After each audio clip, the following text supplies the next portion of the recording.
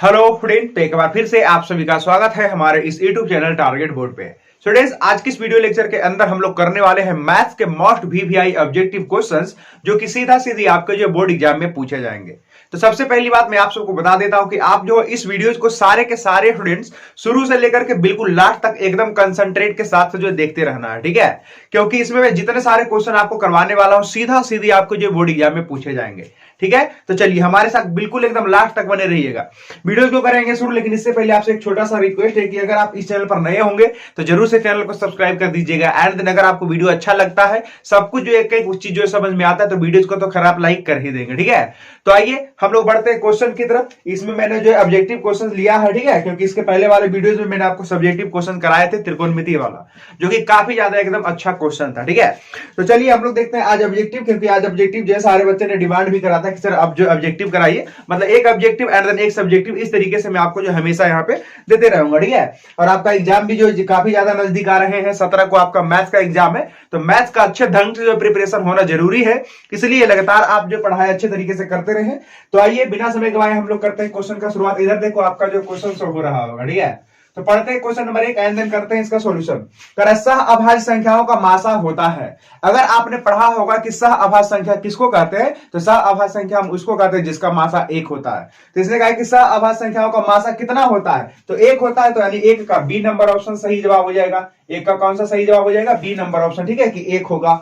आइए बढ़ते हैं क्वेश्चन नंबर सेकेंड की तरफ, ठीक है? तो सेकेंड में क्या कह रहा है देख लो जरा ध्यान से। तो सेकेंड में कह रहा है कि निम्नलिखित में से कौन सी अभाज्य संख्या है? अभाज्य संख्या सारे बच्चों को पता है क्या? अभाज्य संख्या हम उस संख्या को कहते हैं जिसका मासा जिसका गुणनखंड 2 ही हो, एक तो 1 एंड देन वह संख्या स्वयं। तो आप चेक कर लो कि इसमें जो सारे संख्याएं लिखी हुई है, जैसे 27, 35, 13, 56, तो इसमें से किन संख्याओं का गुणनखंड केवल 2 ही होगा? तो इसमें होगा हमारा ऑप्शन नंबर सी जो है सही जवाब हो जाएगा, ठीक है? क्योंकि 13 का जो आप गुणनखंड करोगे तो 2 ही निकल करके आएगा, एक तो 1 एंड देन 13 स्वयं। चलिए ठीक है, तो 2 का सी नंबर ऑप्शन सही जवाब हो जाएगा। आइए क्वेश्चन नंबर 3 की तरफ। तो क्वेश्चन नंबर 3 में क्या ही कह रहा है? तो 3 में कह रहा है कि निम्नलिखित में से कौन सा अपरिमेय संख्या है? काफी इजी सवाल है। तो अपरिमेय संख्या देख लो, किसका पूरा वर्गमूल नहीं निकलेगा, वो हो जाएगा हमारा अपरिमेय संख्या, ठीक है? तो बेसिकली इसका ए नंबर ऑप्शन सही हो जाएगा, क्योंकि रूट 17। तो बताओ रूट 17 का वर्गमूल पूरा निकलेगा क्या? नहीं निकलेगा। 100 का तो वर्गमूल निकलता है 10, 4 का 2, 16 का कितना होगा 4, और 25 का हो जाएगा 5, ठीक है? तो बेसिकली इसका ए ही नंबर ऑप्शन जो है सही जवाब हो जाएगा, ठीक है? चलिए आगे बढ़ते हैं क्वेश्चन नंबर 4 की तरफ। तो क्वेश्चन नंबर 4 में क्या ही कह रहा है? तो क्वेश्चन नंबर 4 में कह रहा है कि 144 के अभाज्य गुणनखंड में 2 का घातांक है। देखो 144 का हम लोग कर लेते हैं अभाज्य गुणनखंड। तो सबसे पहली बात 2 से लगाएंगे तो 2 7 14 और 2 दूनी 4, फिर 2 से लगाएंगे तो 36 दूना 72 एंड देन फिर 2 से लगा देंगे तो 18 दूनी 36, फिर लगा देंगे 3 से, वैसे 2 से भी लगेगा, लगा लो। 2 से लगाएंगे तो 9 दूनी 18, उसके बाद 3 तिया 9। उसने पूछा है कि 2 का अधिकतम घात, 2 का जो घातांक है वो कितना है?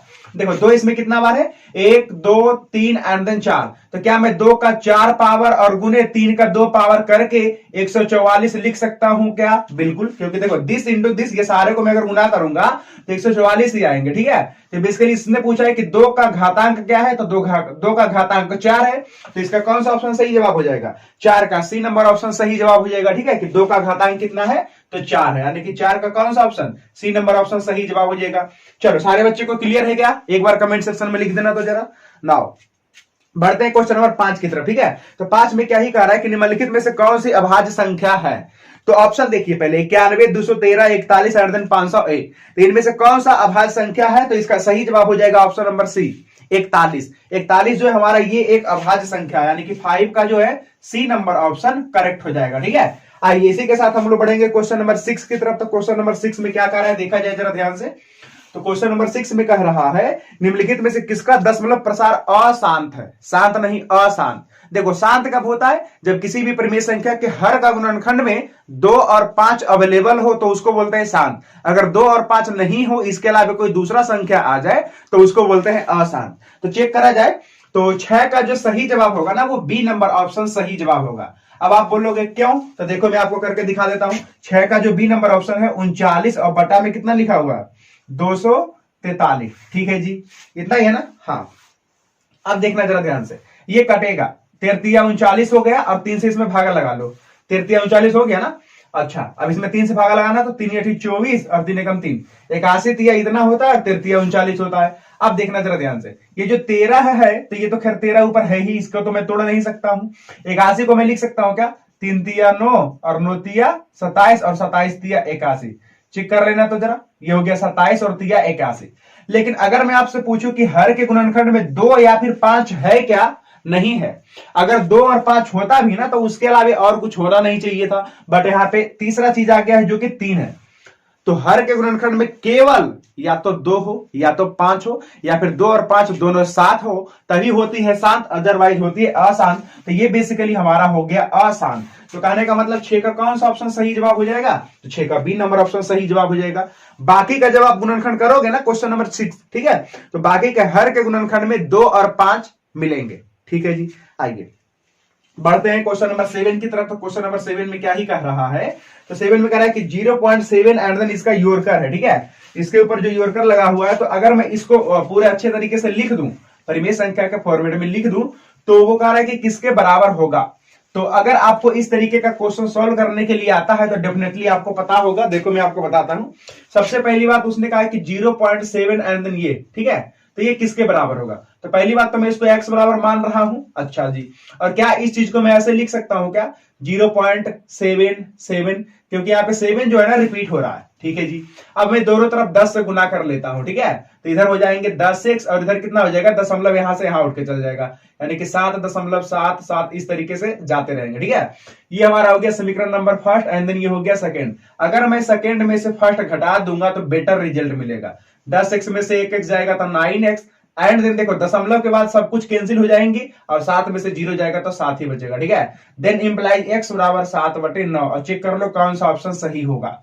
7/9 चेक करा जाए, 7/9। ओके, तो 7 का ए नंबर ऑप्शन जो है सही जवाब होगा। किसी स्टूडेंट को कोई दिक्कत नहीं है ना। चलिए आगे बढ़ते हैं क्वेश्चन नंबर 8 की तरफ। ठीक है, तो 7 का जो है ए नंबर ऑप्शन सही जवाब हो जाएगा। बढ़ते हैं हम लोग क्वेश्चन नंबर 8 की तरफ। तो 8 में क्या कह रहा है कि 2 10 20 2 10 20 2 10 एंड देन 20, 2 10 20 जो है इसके लासा और मासा का अनुपात। तो इन सब संख्याओं का मासा और लासा, पहले उसने बोला है लासा उसके बाद मासा। तो एक काम करते हैं, इन दोनों का एलसीएम और एचसीएफ हम लोग निकालते हैं। तो 2 को मैं लिख सकता हूं 2 1 जा 2 एंड देन 10 को मैं लिख सकता हूं 2 5 जा 10 एंड देन 20 को मैं लिख सकता हूं 2 दूनी 4 और 5 20। ठीक है जी, तो जो सब में कॉमन होता है वो होता है लासा, सॉरी एचसीएफ, यानी कि एचसीएफ दोनों का कितना हो गया, एचसीएफ हो गया तीनों संख्याओं का जो तीनों में कॉमन है वो हो गया 2। और एलसीएम की अगर हम बात करें तो एलसीएम क्या होता है, जो सब में कॉमन होता है वो लिख दीजिए, यस, जो 2 में भी कॉमन है उसको भी लिख दीजिए, ओके, और साथ ही साथ जो नहीं भी कॉमन है उसको भी लिख दीजिए। ठीक है जी, तो ओवरऑल इसका लघुत्तम हो गया 20। ओके, उसने कहा है कि इसका लासा और मासा का अनुपात, तो लासा यानी कि 20 हो गया और मासा कहने का मतलब है 2 हो गया। ठीक है, और काटेंगे तो 10 और बटा में 1, यानी अनुपात की अगर मैं हम बात करूं तो 10:1। ठीक है, तो देख लिया जाए कि 8 का कौन सा ऑप्शन सही हो जाएगा। 8 का बी नंबर ऑप्शन जो है सही जवाब हो जाएगा। ठीक है, 10:1। ओके, बढ़ते हैं क्वेश्चन नंबर 9 की तरफ। तो क्वेश्चन नंबर 9 में क्या कह रहा है कि 96 का अभाज्य गुणनखंड क्या होगा। 96 का अभाज्य गुणनखंड क्या होगा, जल्दी से बताइए। 96 का गुणनखंड कर लीजिए, उसके बाद आंसर आपको दिख जाएंगे। जल्दी से सारे बच्चे कमेंट करो। कॉपी और पेन आप लोगों को लेकर के बैठनी है, ठीक है, क्योंकि यहाँ पे मैं आपसे जो बहुत सारे क्वेश्चन पूछता रहूंगा। चलिए तो बताइए जल्दी से 96 का जल्दी से एकदम फटाक से गुणनखंड करिए। 96, ठीक है, तो 96 का अगर मैं गुणनखंड करूंगा तो सबसे पहले 2 से लगाऊंगा। ठीक है, 2 चौके 8 और 1 हो गया 2 8 16, फिर 2 से लगाऊंगा तो 24 दूना 48 हो गया, एंड देन फिर 2 से लगाऊंगा तो 12 दूनी 24, एंड देन फिर 2 से लगाऊंगा तो 6 दूनी 12 और 2 से लगाऊंगा तो 2 तिया 6। ठीक है जी, तो इसका अभाज्य गुणनखंड कितना हो जाएगा, 2 3 4 5, तो 2 तो हो गया 5 बार और 3 हो गया 1 बार। तो चेक कर लो कौन सा ऑप्शन सही हो जाएगा। ओके, तो 9 नंबर क्वेश्चन का सी नंबर ऑप्शन जो है सही जवाब हो जाएगा। ठीक है जी, आइए 9 का हो जाएगा हमारा सी। चलिए बढ़ते हैं क्वेश्चन नंबर 10 की तरफ। तो क्वेश्चन नंबर 10 में क्या कह रहा है देख लिया जाए। तो ये बेसिकली 10 नंबर जो क्वेश्चन है ना इसके जैसा है, क्वेश्चन नंबर 7 के जैसा। तो क्या मैं इस क्वेश्चन को छोड़ दूं क्या, सारे बच्चे कमेंट्स करेंगे, क्योंकि ऑल्दो ये देखो 0.3 योरकर ये वाला पूछ रहा है। ठीक है, और अभी मैंने इस तरीके का क्वेश्चन करवाया। तो सारे बच्चे कमेंट सेक्शन में लिख दीजिए कि इसका आंसर कितना आएगा। मुझे पता है कि बहुत सारे बच्चे जो इसका आंसर देंगे, ठीक है, क्योंकि अगर आप अच्छे तरीके से क्लास कर रहे होंगे तो डेफिनेटली आप इसका आंसर दे देंगे। ठीक है, तो चलो इस क्वेश्चन को मैं नहीं करा रहा हूं क्योंकि इसके जस्ट पहले मैंने आपको एक ठुक करा दिया है। आइए बढ़ते हैं क्वेश्चन। अच्छा, इसका आंसर मैं लिख देता हूं। इसका आंसर जो बेसिकली आएगा वो 1/3 आएगा। ठीक है, आंसर लिखने में क्या ही जाता है, 1/3 आएगा। सारे बच्चे कमेंट्स में मिला लेंगे। ठीक है, आइए बढ़ते हैं क्वेश्चन नंबर 11 की तरफ। तो क्वेश्चन नंबर 11 में क्या ही कह रहा है कि 7 + 3√2 क्या है। तो 7 + 3√2 जो है ना, ये एक अपरिमेय संख्या। ठीक है, तो 11 का बी नंबर ऑप्शन जो है सही जवाब हो जाएगा। ठीक है, आइए बढ़ते हैं क्वेश्चन नंबर 12 की तरफ। तो 12 में क्या ही कह रहा है कि 0 और 50 के बीच विषम संख्याओं की संख्या है। अब सोचो 0 और 50 के बीच, 0 और 50 के बीच कितने विषम संख्याएं हैं, ये चीज आपसे पूछ रहा है 0 और 50 के बीच। ठीक है, तो देखो पहली बात, इस क्वेश्चन को करने का 2 तरीका है, और भी बहुत तरीके हैं, ऐसा बात की नहीं है, लेकिन जो जनरलाइज तरीका है हम लोग को 10th क्लास में सीखना है, वो इसको हम लोग निकाल सकते हैं एपी के मदद से। किसकी मदद से? एपी यानी कि अरिथमेटिक प्रोग्रेशन की मदद से। ठीक है, देखो उसने कहा है, क्वेश्चन नंबर हम लोग देख रहे हैं 12। ठीक है जी, तो 12 का कौन सा ऑप्शन सही होगा चेक कर लिया जाए। कह रहा है 0 और 50 के बीच, 0 और 50 के बीच उसको चाहिए विषम संख्या।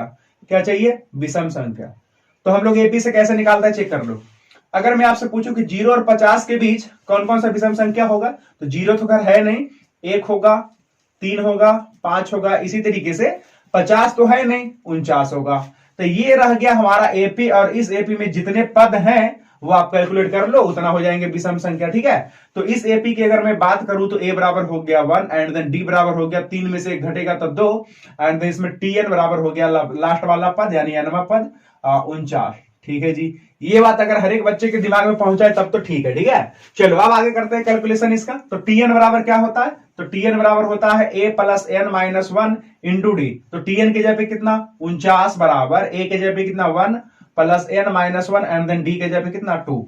अच्छा जी, ये देखो जाएगा उधर तो घट जाएगा, तो 49 में से 1 जाएगा तो 48, और 48 में जब 2 से भागा देंगे तो 24, तो हो गया 24 बराबर कितना? n - 1, और n बराबर कितना हो जाएगा इधर जाकर के प्लस में, यानी कि 24 और 1 25। ठीक है जी, तो बेसिकली 25 संख्याएं हैं 0 से 50 के बीच जो कि क्या है? विषम है। ओके, तो आइए इस क्वेश्चन 12 का जो सही जवाब होगा वो क्या होगा? बी नंबर ऑप्शन जो है सही जवाब हो जाएगा। ठीक है, आइए अब हम लोग बढ़ेंगे क्वेश्चन नंबर 13 की तरफ। ठीक है, तो किसी पूर्णांक m के लिए सम संख्या का रूप है। अब आप सोचो आपके पास कोई पूर्णांक है और वो कह रहा है सम संख्या, तो आपको तो पता है ना कि सम संख्या में 2 से भागा लगती है तो 2 का मल्टीपल होगा, यानी कि क्वेश्चन नंबर 13 का सही जवाब क्या हो जाएगा? 2 × m, 2 का मल्टीपल होगा। क्लियर है सारे बच्चों को? आइए बढ़ते हैं क्वेश्चन नंबर 14 की तरफ। तो 14 में क्या ही कर रहा है देखा जाए जरा ध्यान से। 14 तो आपका जो ये फॉर्मूला ही है जो कि आपने जो पढ़ा होगा पहला वाला चैप्टर में। ठीक है, कि किसी धनात्मक पूर्णांक a तथा b के लिए a, b का मासा जो है और साथ ही साथ इंटू a, b का लासा जो है किसके बराबर होता है। तो आपने पढ़ा होगा कि अगर हमारे पास 2 संख्या है तो दोनों का गुणनफल उन दोनों संख्याओं के मासा और लासा के गुणनफल के बराबर होता है। तो यानी कि अगर मासा और लासा का गुणनफल दिया हुआ है तो एग्जैक्टली a × b के बराबर होगा, दोनों संख्याओं के गुणनफल के बराबर होगा। ठीक है, यानी कि 14 का कौन सा ऑप्शन सही हो जाएगा? 14 का सी नंबर ऑप्शन सही जवाब हो जाएगा। ठीक है, आइए तो अब हम लोग बढ़ते हैं क्वेश्चन नंबर 15 की तरफ। तो 15 में जो ये संख्या लिखा हुआ ये कैसा है? परिमेय है, अपरिमेय है, अभाज्य है, या फिर इनमें से कोई नहीं? तो बेसिकली ये जो 15 हम बात कर रहे हैं ना, हाँ 15, तो 15 का जो सही जवाब हो जाएगा वो हो जाएगा हमारा ऑप्शन नंबर बी, क्योंकि ये जो संख्या आप देख रहे हैं 2.13111, ठीक है, इस तरीके से जा रहा है अनंत तक और दशमलव के बाद कोई रिपीट भी नहीं हो रहा है, तो इसलिए ये वाला जो संख्या आपका अपरिमेय संख्या। ठीक है, आइए तो 15 का बी नंबर ऑप्शन जो है सही जवाब हो जाएगा। बढ़ते हैं क्वेश्चन नंबर 16 की तरफ। तो 16 में क्या ही कह रहा है? तो 16 में कह रहा है कि रैखिक बहुपद के शून्यकों की संख्या होती है। रैखिक बहुपद 9th क्लास में बेसिकली पढ़ना था।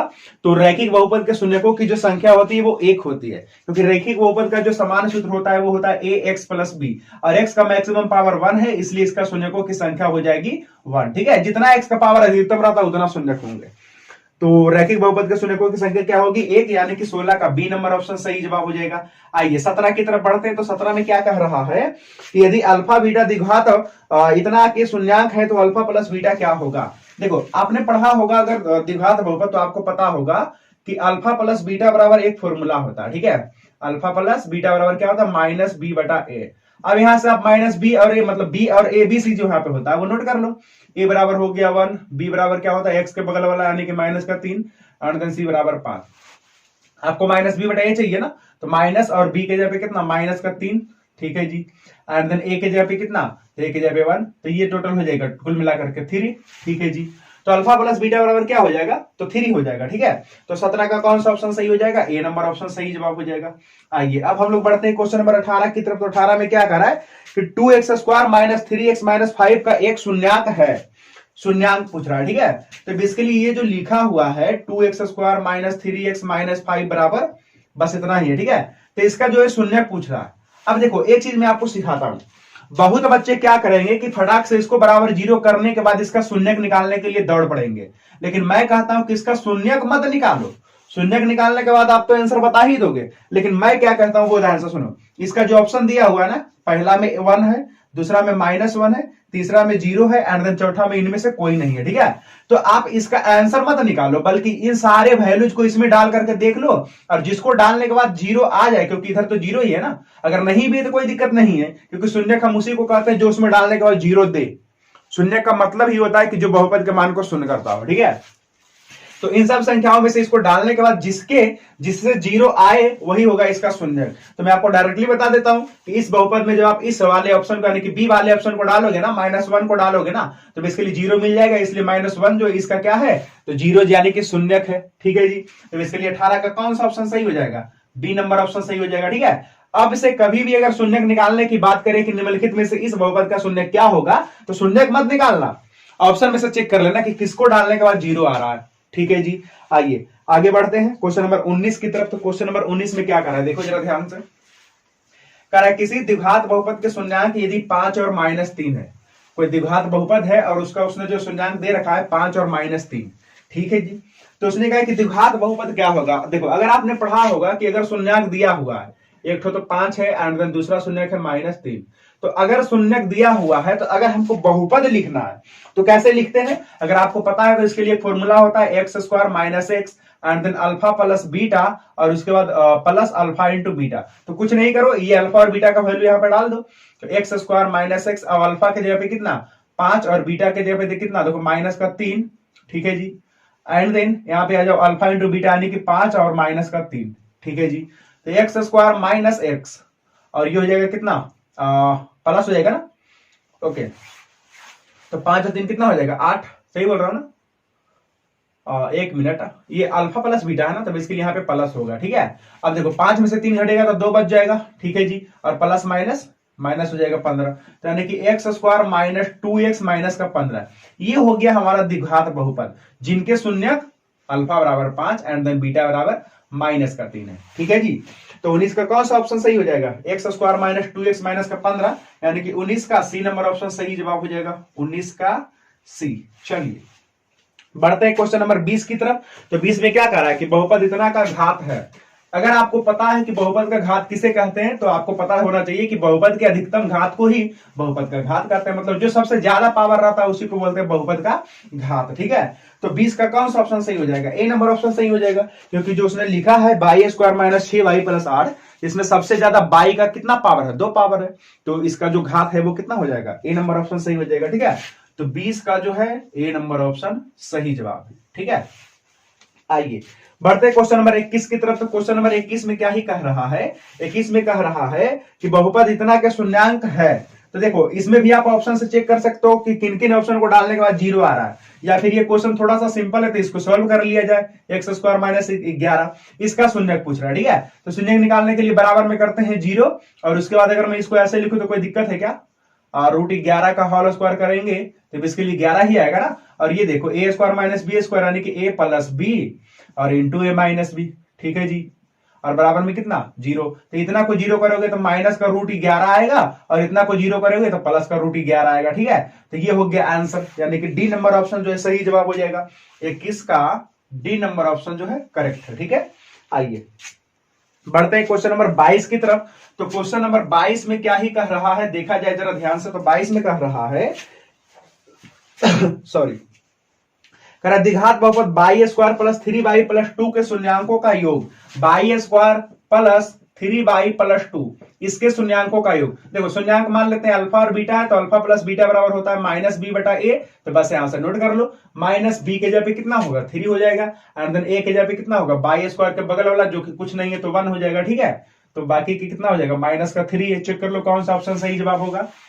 तो कौन सा क्वेश्चन करें, 22, तो 22 का जो है डी नंबर ऑप्शन सही जवाब हो जाएगा। ठीक है नाउ अब हम लोग बढ़ते हैं अगला क्वेश्चन की तरफ, क्वेश्चन नंबर 23 की तरफ। ठीक है, तो देखो क्वेश्चन नंबर 23 में क्या ही कह रहा है, कह रहा है कि बहुपद इतना के शून्यांकों का योग 6 है, बहुपद इतना के शून्यांकों का योगफल 6 है, तो के का मान ज्ञात करें। देखो के एक्स स्क्वायर, पहले मैं बहुपद लिख देता हूं। ठीक है, एक्स स्क्वायर माइनस के एक्स, एक्स स्क्वायर माइनस के एक्स और प्लस 8, इतना का जो शून्यांक है इसका योगफल, मान लेता हूं इसका दो शून्यक अल्फा और बीटा है, तो अल्फा प्लस बीटा बराबर दिया हुआ है 6, क्योंकि उसने कहा है तो शून्यांकों का योगफल 6 है, तो के बराबर भाग, के बराबर क्या होगा। ठीक है, पहली बात ध्यान से सुनना, अल्फा प्लस बीटा बराबर उसने 6 दे रखा है, तो अल्फा प्लस बीटा बराबर होता क्या, ये पहले आप सोचो, ये होता है माइनस बी बटा ए। अल्फा प्लस बीटा की जगह मैं कितना लिख दूं, 6, और बी के जगह पे कितना, तो बी के जगह पे माइनस का के है, चेक कर लिया जाए, माइनस का के, एंड देन ए के जगह पे कितना है, तो कुछ नहीं तो 1 है, तो ये हो गया कितना, के बराबर 6 हो गया, चेक कर लो, माइनस माइनस प्लस के हो गया, बराबर 6 हो गया। ठीक है जी, तो इसके लिए 23 का जो है कौन सा ऑप्शन सही हो जाएगा, डी नंबर ऑप्शन सही जवाब हो जाएगा। 23 का डी नंबर ऑप्शन जो है सही जवाब हो जाएगा। ठीक है, आइए तो अब हम लोग बढ़ेंगे क्वेश्चन नंबर 24 की तरफ। ठीक है, जो कि काफी शानदार क्वेश्चन है, इस तरीके के बहुत सारे क्वेश्चन जो है पूछे जाते हैं। ठीक है, तो पढ़िए क्वेश्चन नंबर 24 में क्या ही कह रहा है। तो क्वेश्चन नंबर 24 में कह रहा है कि बहुपद 4x square minus 4x plus 1 के मूलों का गुणनफल होगा। आपकी बार वो पूछ रहा है मूलों का गुणनफल। ठीक है जी, तो मूलों का गुणनफल कितना होगा, मूलों का गुणनफल का कोई फॉर्मूला है क्या, हाँ बिल्कुल है। मूलों का जो गुणनफल होता है, अगर मान करके चलिए हमारे पास अल्फा और बीटा इसके जो शून्यक है, देखो जरा ध्यान से, 4x square minus 4x plus 1, मैं मान लेता हूं इसका दो मूल अल्फा एंड देन बीटा है, तो मूलों का गुणनफल अल्फा इंटू बीटा बराबर क्या होता है, सी बटा ए होता है। ठीक है जी, तो सी की जगह पे 1 है एंड देन ए की जगह पे कितना है 4, तो चेक कर लिया जाए 1/4 किस में है, तो 24 का कौन सा ऑप्शन सही हो जाएगा, सी नंबर ऑप्शन सही जवाब हो जाएगा। ठीक है, आइए 25 नंबर की तरफ। तो 25 में क्या करा है कि द्विघात बहुपदों के शून्यांकों की संख्या होती है। द्विघात बहुपद के शून्यांकों की संख्या कितनी होती है, तो दो शून्यक होते हैं, क्योंकि द्विघात बहुपद का सामान्य सूत्र होता है A X square plus B X plus C बराबर 0, और इसमें एक्स का मैक्सिमम पावर 2 ही रहता है, इसलिए ऑलवेज इसका जो शून्यांकों की संख्या होती है वो 2 ठो होती है। ठीक है, तो 25 का ए नंबर ऑप्शन सही जवाब हो जाएगा। ठीक है, आइए बढ़ते हैं क्वेश्चन नंबर 26 की तरफ। तो 26 में क्या कह रहा है, x square minus 4x plus 1 के मूलों का योग, question number 26, x square minus 4x plus 1, इसके मूलों का योग पूछा है ना, तो मान लेता हूं कि इसका जो मूल है, अच्छा नहीं ये क्वेश्चन दूसरा, मुझे लगा ये क्वेश्चन और ये क्वेश्चन सेम ही है, बट ऐसा नहीं। तो मैं मान लेता हूं इसका दो मूल है अल्फा और बीटा, इसके मूलों का योग होगा अल्फा प्लस बीटा, क्या होता है माइनस बी बटा ए, तो बी के जगह पे कितना माइनस का 4 एंड देन ए के जगह पे कितना, तो 1। ठीक है जी, तो इक्वल टू 4 आ जाएगा। ठीक है, तो चेक कर लिया जाए 26 का कौन सा ऑप्शन सही हो जाएगा, 26 का बी नंबर ऑप्शन जो है सही जवाब हो जाएगा। ठीक है, आइए बढ़ते हैं क्वेश्चन नंबर 27 की तरफ। द्विघात बहुपद का सबसे व्यापक रूप है, तो द्विघात बहुपद का सबसे व्यापक रूप क्या होता है, अभी मैंने आपको बताया, ये देखो A X square plus B X plus C, but उसने बहुपद कहा। ठीक है, अगर समीकरण कहता तो इक्वल टू 0, बहुपद अगर बोला है तो बस यहाँ पे बस बराबर वगैरह नहीं लगाना है, बस सिर्फ इतना ही रह जाएगा। ठीक है, तो 27 का ए नंबर ऑप्शन सही जवाब हो जाएगा। ठीक है, आइए क्वेश्चन नंबर 28 की तरफ। तो 27 का हो जाएगा ए। आते हैं क्वेश्चन नंबर 28 की तरफ। तो 28 में कह रहा है कि निम्नलिखित में से कौन बहुपद नहीं है, तो इसका जो है सी नंबर ऑप्शन सही जवाब हो जाएगा। क्यों सी नंबर में इसलिए कह रहा हूं क्योंकि देखो सी में लिखा हुआ है 3√x प्लस 2x प्लस 7, यहाँ पे जो x का पावर है ना वो हाफ है, x का पावर कितना है, हाफ। और बहुपद का परिभाषा क्या है कि बहुपद हम उस बीजीय व्यंजक को कहते हैं जिसमें x का जो पावर है वो धनात्मक पूर्णांक होना चाहिए। क्या होना चाहिए, धनात्मक पूर्णांक होना चाहिए। ठीक है, तो ये बेसिकली पूर्णांक ही नहीं है, क्योंकि ये दशमलव में आ जाता है, और पूर्णांक हम उसको बोलते हैं जो बिना दशमलव में हो, तो ये बेसिकली बहुपद नहीं है। ठीक है, आइए अब हम लोग बढ़ते हैं क्वेश्चन नंबर 29 की तरफ। तो 29 में देखा जाए क्या कह रहा है, काफी अच्छा क्वेश्चन है, इस तरीके से एकदम पक्का एक क्वेश्चन आएगा, मैं डेफिनेटली एकदम चैलेंज करता हूं। ठीक है, तो इस क्वेश्चन को इस तरीके से देखो कि आपको जो एग्जाम में छूटे नहीं। ठीक है, तो आइए हम लोग करते हैं question number 29। Question number 29 okay. तो 29 में देखा जाए तो क्या कह रहा है कि यदि अल्फा बीटा इतना इतना का मूल है, कितना का, तो एफ एक्स बराबर उसने दे रखा है x square plus x plus 1, इतना के क्या है, तो मूल है। ठीक है जी, तो अब उसने कहा है कि 1/अल्फा और प्लस 1/बीटा बराबर बताइए। तो देखो अगर ये चीज आपको चाहिए ना, तो पहले आप इसको अच्छे तरीके से देखो कि ये क्या मांग रहा है। तो अगर मैं नीचे एलसीएम लूंगा तो अल्फा इंटू बीटा, ऊपर में हो जाएगा बीटा प्लस अल्फा, चेक कर लो जरा ध्यान से। तो अल्फा प्लस बीटा तो एक फॉर्मूला है ना, जो कि होता है माइनस बी बटा ए के बराबर, और अल्फा इंटू बीटा जो कि होता है सी बटा ए के बराबर। ठीक है, तो ए से हो गया कैंसिल, बच गया माइनस बी एंड देन बटा में सी। माइनस बी के कहने का मतलब है कि 1 हो गया यहाँ पे, और ए कहने का मतलब है कि 1 हो गया। ठीक है, क्योंकि यहां से एबीसी नोट करने के लिए आता है ना, ए बराबर 1, बी बराबर 1 एंड सी बराबर 1 आना तो चाहिए। ठीक है, तो कितना हो जाएगा, माइनस का 1 हो जाएगा। ठीक है जी, तो 29 का कौन सा ऑप्शन सही हो जाएगा, 29 का बी नंबर ऑप्शन सही जवाब हो जाएगा। ओके, आइए आखिरी क्वेश्चन 30 नंबर की तरफ। तो 30 नंबर में क्या कह रहा है कि एक द्विघातीय बहुपद के शून्यांकों का योग, मान लेता हूं कि एक द्विघातीय बहुपद है जिनके दो शून्यक है अल्फा और बीटा, तो इनका योग कहने का मतलब है कि अल्फा प्लस बीटा उसने दे रखा है कितना, 2 है, एंड देन इसका गुणनफल भी दे रखा है, that's means alpha into beta minus का 15 है। तो बहुपद बराबर उसने पूछा है। ठीक है, तो बहुपद निकालने के लिए, द्विघातीय बहुपद निकालने के लिए अभी मैंने आपको फॉर्मूला बताया था कि x square minus x alpha plus beta and then plus alpha into beta formula होता है। ठीक है, तो एक्स स्क्वायर माइनस का एक्स और अल्फा प्लस बीटा की जगह मैं कितना रख दूं, 2 रख दूंगा, and then plus alpha into beta की जगह कितना, माइनस का 15 रख दूंगा। ठीक है, तो हो जाएगा x square minus 2x minus का 15। ठीक है जी, अभी ध्यान से सुनना, इसके जैसा एक मैंने और पहले क्वेश्चन बताया है, तो उस क्वेश्चन में सिर्फ एग्जैक्टली शून्यक दिया हुआ था, शून्यक दिया हुआ था, तो शून्यकों का सबसे पहले योगफल तो निकालेंगे ना, तभी ना यहाँ पे रखूंगा, एंड देन गुणनफल भी निकालूंगा। लेकिन यहाँ पे डायरेक्टली उसने कहा है कि शून्यकों का गुणनफल मैं दे रहा हूं, मतलब गुणनफल और योगफल दे रहा हूं, तो ठीक है, डायरेक्टली अगर वो दिया है तो मैंने डायरेक्टली यहाँ पे रख दिया है। ठीक है जी, काफी शानदार क्वेश्चन है ये सब। तो ठीक है, बस आज की इस वीडियो लेक्चर के अंदर हम लोग जो है ओनली 30 क्वेश्चन का ही डिस्कशन करेंगे। ठीक है, तो बस उम्मीद करता हूं कि इसमें मैंने जितने सारे क्वेश्चन आपको करवाए हैं काफी बेहतरीन ढंग से जो आपको समझ में आया है। ठीक है, तो अगर वाकई में समझ में आया तो वीडियोस को कर दीजिए लाइक, एंड देन अगर आप इस चैनल पर नए होंगे तो चैनल को कर दीजिएगा सब्सक्राइब। ठीक है, तो ठीक है फ्रेंड्स, बाकी के और भी वीडियोज आपके लिए आती रहेंगी, सब्जेक्टिव वाला, ऑब्जेक्टिव वाला, तो आप हर एक और रेगुलर बेसिस पे जो क्लास करते रहिए, क्योंकि आपका जो एग्जाम है काफी ज्यादा नजदीक आने वाला। ठीक है, तो चलिए फिर मिलूंगा आपके नेक्स्ट वाले क्लास में, तब तक के लिए thank you, bye bye, all the best and जय हिंद।